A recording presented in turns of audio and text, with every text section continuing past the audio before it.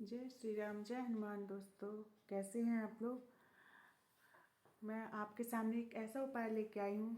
अगर आप इसको मौनी अमावस्या वाले दिन करते हैं तो आपकी कोई भी मनोकामना हो जो काफ़ी दिनों से पूरी नहीं हो रही, जॉब भी हो, मैरिज हो, जो भी हो, तो इन सब चीज़ों को लेकर आप बहुत परेशान हैं और ये पाठ करते हैं तो आपका ये काम ज़रूर बनेगा और 100% बनेगा। क्योंकि मौनी अमावस्या वाले दिन हम अपने पितरों की पूजा करते हैं, दान करते हैं और हमारे पितर जो है हम पर प्रसन्न होते हैं। और मौनी अमावस्या को कहते हैं कि हमें मौन धारण करना चाहिए। हमें जितना भी हो सके मौन धारण करना चाहिए और कम ही बोलना चाहिए। और ये चीज़ आजकल तो बहुत मुश्किल है, तो इसीलिए हर इंसान को बात तो करनी ही है। ये बहुत मुश्किल होता है, लेकिन फिर भी जितना हो सके उतना कम ही बोलें, क्योंकि मौनी अमावस्या का मतलब ही ये है। तो ये जो उपाय है एक ही दिन का है। तो अगर आप करते हैं, किसी को बिना बताए, किसी को भी नहीं बताना है, आपकी जो इच्छा है वो विश आप किसी के साथ भी शेयर ना करें, तो आपकी इच्छा हर हाल में पूरी होगी। तो चलिए शुरू करते हैं। मैं लूमा सिंह और अपने लूमास ब्लॉग में आपका स्वागत करती हूँ। यदि आप चैनल पर पहली बार आए हैं तो मेरे चैनल को लाइक और सब्सक्राइब करें और कमेंट में जय श्री राम, जय हनुमान ज़रूर लिखिएगा। तो चलिए फ्रेंड्स, हम लोग शुरू करते हैं। तो फ्रेंड्स, सबसे पहले तो मैं ये कहूँगी कि ये पूजा पितरों के लिए समर्पित होती है सबसे अधिकतर। तो फ्रेंड्स, यदि आप 29 जनवरी को आप एक दिन की साधना करते हैं तो आपको पूर्ण फल प्राप्त होगा। मौनी अमावस्या क्यों कहा जाता है? मौनी की मतलब कि मौन धारण करें। आपको मौन धारण करना है पूरे दिन। अभी तो नहीं कर सकते हैं हम, क्योंकि आजकल भागदौड़ की ज़िंदगी है, लेकिन हम फिर भी कोशिश करना है, क्योंकि अगर आप घर में है तो भी बोलना है, बाहर है तो भी बोलना है, बोलना तो पड़ेगा ही। इसीलिए मौन धारण करना मुश्किल है।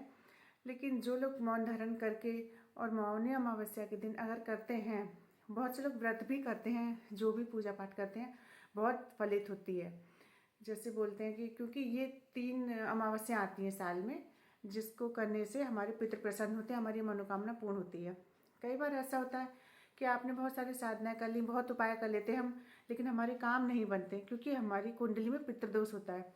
तो पितृदोष होने की वजह से तो हमें क्या होता है, या फिर कोई हमारे पिछले कर्म खराब होने की वजह से हमारे कार्य नहीं बनते हैं, तो हम बहुत परेशान रहते हैं, बहुत झेलते हैं। तो मैं आज आपको उपाय बताऊंगी जो एक दिन का है। इसे आप ब्रह्म मुहूर्त में करें, शाम को करें, जब आपके पास टाइम हो तब करें। तो हाँ, हमें करना है हनुमान चालीसा का पाठ, और इसमें कम से कम 100 बार पाठ करें। 100 बार चाहे तो 108 बार, जहाँ तक हो सके 100 बार ही करेंगे। और इस पाठ को करने में आपको टाइम तो लगेगा ही, पर बहुत ही फलित होगा। जैसे कि 4 से 5 घंटे आपको लग जाएंगे। तो यदि आपके पास टाइम नहीं है, कम है, तो आप 41 पाठ कर लीजिए, 21 कर लीजिए, जितना कर सकते हैं। आप दीपक जलाइए, पुष्प चढ़ाइए, तुलसी दल चढ़ाइए, भोग लगाइए उनको, हनुमान जी को, और आसन पर। अब वो तो जो विधि मैंने आपको बताई वही है। तो हनुमान चालीसा का पाठ करने से पहले राम जी का नाम लेना, उनके बिना नहीं, उनके बिना तो वो पूजा स्वीकार ही नहीं करते। उनके आराध्य हैं राम जी, तो आपको उनका राम स्तुति करनी, उनकी 108 बार माँ राम नाम का जाप करना है। और एक लोटे में जल रखेंगे, और जल साक्षी होता है। जो दीपक हमने जला रखा है वो हमारी पूजा का साक्षी होता है। और जल रखने के बाद अगले दिन आपको उसको पीना है। और हाँ, हम 2 कटोरियाँ लेंगे, एक में हम 100 इलायची दाने या कुछ भी रखेंगे, 100 चीज़ें रखेंगे और एक खाली रखेंगे।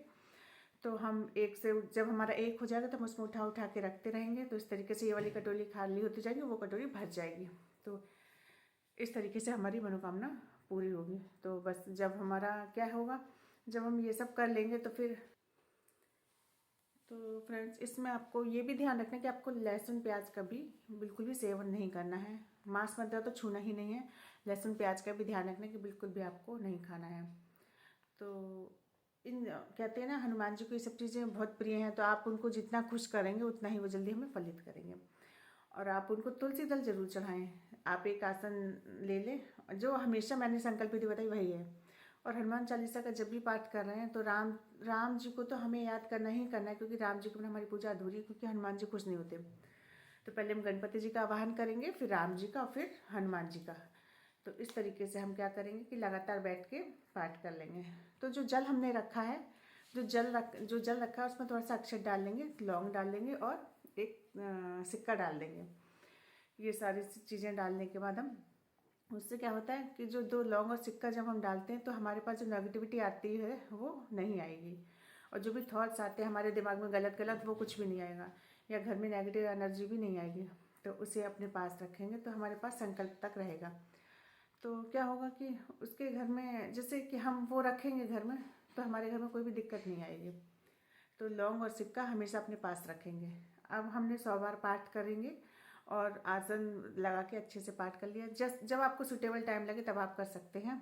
और वैसे तो अगर आप शाम को करते हैं तो बहुत अच्छा है, सुबह में करते हैं तो भी कहते हैं शाम के टाइम में हनुमान जी बहुत प्रसन्न होते हैं। पूरे दिन वो राम जी की सेवा में लगे रहते हैं, तो वो शाम को फ्री होते हैं, तो शाम को ही अधिकतर करना चाहिए। तो इसलिए आप जहाँ तक हो सके शाम को करें, नहीं तो फिर जब आपको टाइम मिले तब कीजिए। कभी कभी क्या होता है कि जैसे कि मैंने आज वीडियो बनाई पर आप तक हो सकता है बाद में पहुँचे, तो कोई बात नहीं, आप बाद में भी कर सकते हैं। लेकिन ये है कि मन में एकदम श्रद्धा भाव के साथ में आप हनुमान जी का ये पाठ करें, एक बार 100 बार या 108 बार, और बस। बहुत से लोगों का काम पूरा हुआ है। अगर आप भी चाहते हैं कि आपकी मनोकामना पूरी हो तो आप भी संकल्प लीजिए और बस हनुमान जी पे विश्वास बनाए रखिएगा कि हाँ, वो हमारे साथ सब अच्छा ही करेंगे। यदि आप उन्हें अपना सब कुछ मानते हैं, यदि आप मानते हैं कि वो हनुमान जी हमारे रक्षा करेंगे, तो हाँ, यदि आपने विश्वास रखा है तो वो आपको कभी भी अकेला नहीं छोड़ेंगे। आप एक बार को उनको भूल सकते हैं पर वो कभी भी आपको अकेला नहीं छोड़ेंगे। क्योंकि ये मैं अपने खुद से अनुभव से बता रही हूँ कि मैं बहुत विश्वास करती हूँ उन पर। वो हर पल हर क्षण मेरे और मेरे परिवार की रक्षा करते हैं। तो मैं चाहूँगी कि आप लोग भी ये करें और संकल्प करें, और संकल्प करने से आपकी हर मनोकामना पूरी होगी। कभी कभी क्या होता है ना फ्रेंड्स, कि हमारी मनोकामना इतनी बड़ी होती है कि वो एक दिन में पूरी नहीं होती। तो हमें ये नहीं कि हमें विश्वास नहीं करना है, हमें पूरा विश्वास करना है और ये सोचना कि नहीं, हमने जब संकल्प लिया है तो हनुमान जी हमारे काम करेंगे ही। तो बस यही सोच के हमें ये संकल्प लेना है। और उस दिन मौनी अमावस्या है, पितरों का दिन है, तो यदि हम ये सब करेंगे तो हमारे पितृ भी बहुत ज़्यादा प्रसन्न होंगे हनुमान जी की पूजा करने से।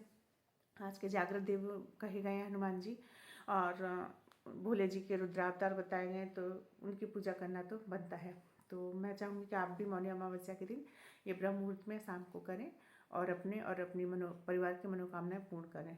तो कैसा लगा आपको मेरा आज का वीडियो, ज़रूर बताइएगा। जय श्री राम, जय हनुमान।